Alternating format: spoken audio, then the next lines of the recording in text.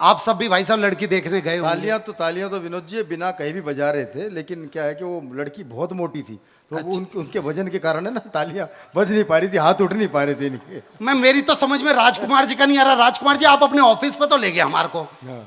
अच्छा ये बहुत चालाक आदमी है भाई साहब, मैं पहले बतला दूं।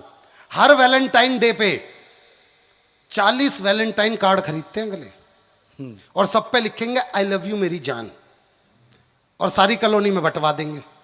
मैं बोलूंगा भाई साहब ये क्या करते हो? कह रहा पिछली बार 20 बंटवाए थे, 4 डिवोर्स के केस आए थे भाई।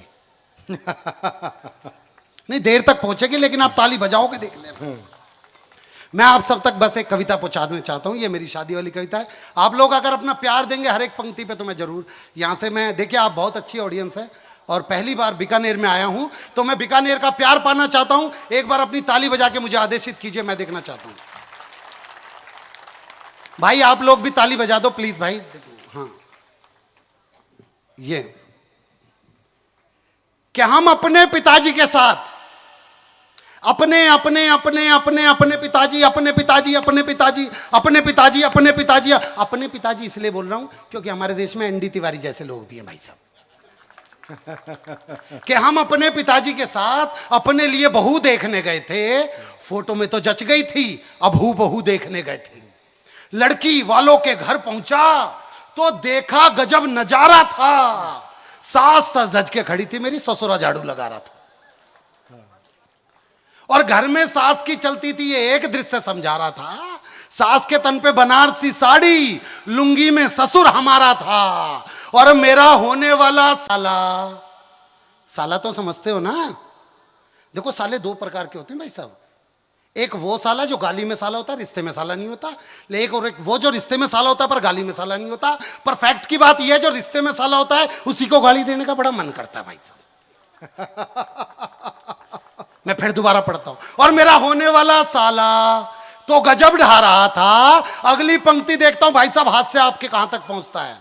और मेरा होने वाला साला तो गजब ढा रहा था, जोरू का गुलाम साड़ियां धो धो के सुखा रहा था। वाह।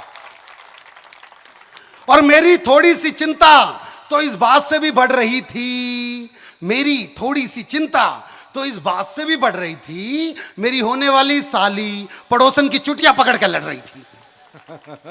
साली तो समझते, अरे तुम तो बहुत अच्छे समझो साली को। भाई साहब डीजे पे खड़ा हुआ जीजा, पहले उससे सास बोलती है अरे दामाद जी थोड़ा सा तो नाच दो, अरे ना बस मुझे अच्छा नहीं लगता मम्मी जी। फिर उसका ससुर बोलेगा अरे बेटा थोड़ा सा, नहीं पिताजी मुझे ये सब चीजें अच्छी नहीं लगती। फिर साला बोलेगा जीजा जी नाच के तो दिखला दो, और साली से पीछे से इतना बोलेगी जीजा जी नमस्ते, यार तुम मानोगे नहीं, आ जाओ फिर डीजे फ्लोर पे। ये होती है सालियां। और मेरी होने वाली साली पड़ोसन की चुटिया पकड़ के लड़ रही थी।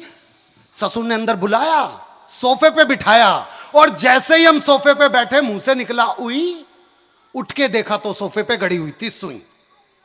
अब आप पूछोगे सुई कैसे आई? ससुर शर्माते हुए बोला वो मैंने तेरी सास की साड़ी में फॉल लगाया था। पिछली बार फॉल लगाया था तो ज्यादा तालियां बज गई थी भाई साहब।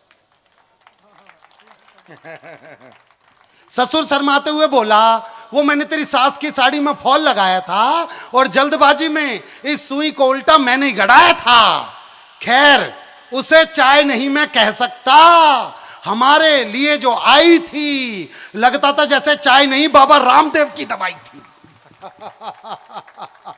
और चाय के साथ जो बिस्कुट आए थे, तालियां तो अब बजाना, और चाय के साथ जो बिस्कुट आए थे लगता गलती से परोस दिए, कुत्तों के लिए मंगवाए थे।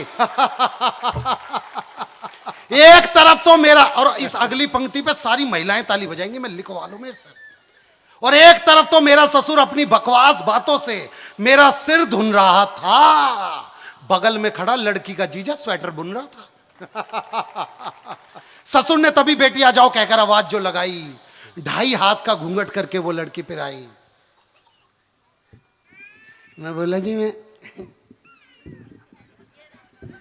ये नीचे तो नहीं जाएगा ना इससे।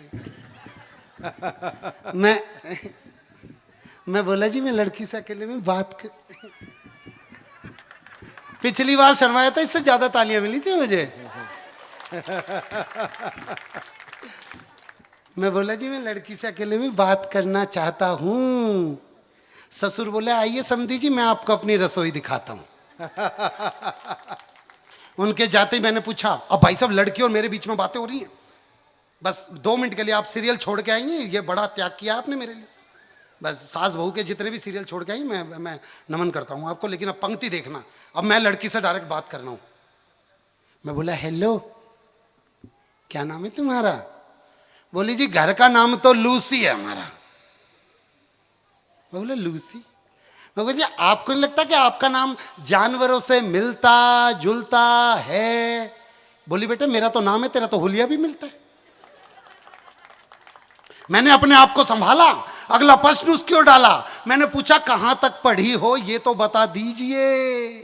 बोले जितने आप पढ़ चुके उसमें से 12 क्लास घटा दीजिए। फिर मैंने पूछा इंग्लिश में कर लेती हो संवाद? संवाद मतलब बातें। मैं बोला इंग्लिश में कर लेती हो संवाद? बोली इंग्लिश वो तो देसी पीने के बाद। फिर उसने पूछा आपको किस नाम से जानते हैं? मैंने बोला जी बंदे को विनोद पाल के नाम से पहचानते हैं। बोली बेटा जिस तरह से तो तुक से तुक मिला रहा है, मुझको तो कोठारी जी का कोई रिश्तेदार नजर आ रहा है। बोला सच सच बता, क्या तूने कभी नापा सर में कविता सुनाई है? और ये भी बता कि तेरी कविताओं से कितनी कमाई है। अब ये अगली पंक्ति में मंच पे बैठे सभी वरिष्ठ कवियों को समर्पित करता हूं कि क्यों आज एक कवि को चुटकुलों का सहारा लेना पड़ रहा है। अगर आप तक बात पहुंचे तो आप ताली बजाना। बोली सच सच बता तेरी कविताओं से कितनी कमाई है? मैं बोला है पागल लड़की, क्या तेरी समझ में नहीं आता है आजकल एक कवि का घर एक कविता नहीं एक चुटकुला चलाता है। वाह वाह वाह वाह वाह। बोली वाह बेटे, हास्य में व्यंग मार रहा है, प्रताप जी के सामने यूसुफ जी की उतार रहा है। फिर तो उसकी इच्छाओं की शुरू हुई बरसात और कुछ ही देर में पता चल गई हमको अपनी औकात। बोली नेता का रिश्तेदार नहीं, तू करता भ्रष्टाचार नहीं, तू पास तेरे कार नहीं है, ढंग का कारोबार नहीं है, कंप्यूटर पे अकाउंट नहीं है, जेबों में अमाउंट नहीं है, कंपनी का मोबाइल नहीं है, कपड़ों में स्टाइल नहीं है, HP का लैपटॉप नहीं है, तेरे संग स्कोप नहीं है। वाह वाह। सर से लेके पांव तक मुझको लकवा मार गया। एक लड़का होकर के मैं मॉडर्न लड़की से हार गया। अब तो जिस भी मंच पर जाता हूं बस यही 4 पंक्तियां गुनगुनाता हूं। अब मेरे काव्य पाठ की आखिरी 4 पंक्तियां आपको देना चाहता हूं और चाहता हूं जितना भी सदन हो मुझे जाते हुए प्यार दे। और अब तो जिस भी मंच पर जाता हूं बस यही 4 पंक्तियां गुनगुनाता हूं कि जमी पे रह के क्यों आसमान ढूंढते हो, पतझड़ में घर बसा के क्यों बागवान ढूंढते हो, और शादी ही समस्या की जड़ है कुंवारों, क्यों अपनी मौत का सामान ढूंढते हो, क्यों अपनी मौत